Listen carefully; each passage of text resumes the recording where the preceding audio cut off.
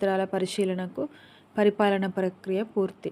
Group 1పై న్యాయ వివాదం పరిష్కారమైన వెంటనే చేపట్టే యోచనలో టీజీపీఎస్సీ. రాష్ట్రంలో 2171 గ్రూప్ 2, 3 పోస్టుల భర్తీకి అభ్యర్థుల ధృవపత్రాల పరిశీలన చేపట్టేందుకు పరిపాలన ప్రక్రియను టీజీపీఎస్సీ పూర్తి చేసింది.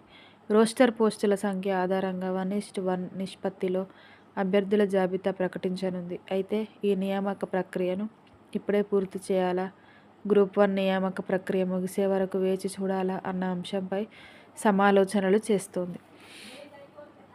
సీడీపీఓ ఎంపిక జాబితా వెల్లడి. మహిళా శిశు సంక్షేమ శాఖలో సీడీపీఓ మేనేజర్ పోస్టులకు ఎంపికైన అభ్యర్థుల జాబితాను టీజీపీఎస్సీ ప్రకటించింది.